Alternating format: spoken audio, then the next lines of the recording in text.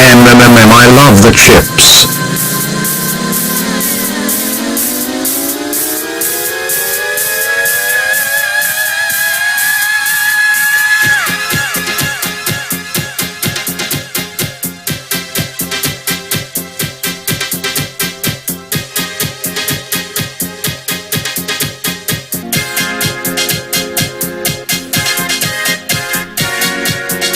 Hi, I'm Mr. B, and welcome to my history of chips.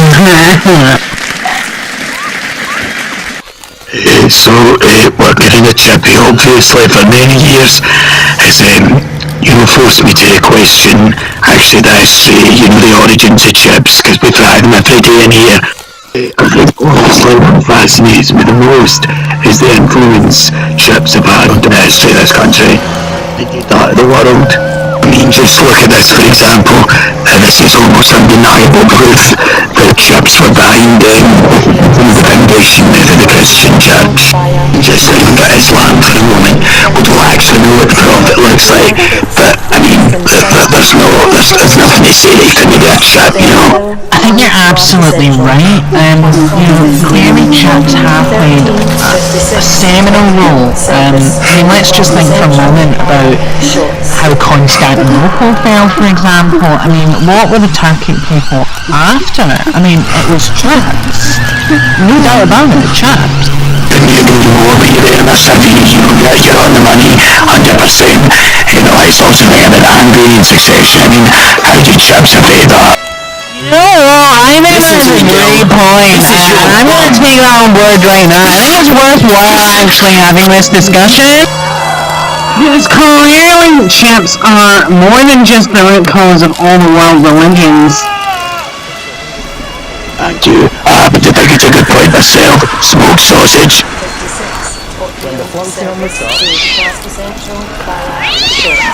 is undoubtedly a good point. I think there is no better illustration of the way in which chips, history, and politics are all inextricably intertwined. Just examine for a moment the circumstances surrounding the accession of the first Georgian king. It becomes immediately apparent that chips had a crucial role to play. The first Georgian king actually owed his succession to the simple fact that he could eat more chips than the Jacobite claimant James Francis Edward Stuart. Fucking that German prick! If I can eat a somebody a chip! He actually died! Fucking chip poisoning!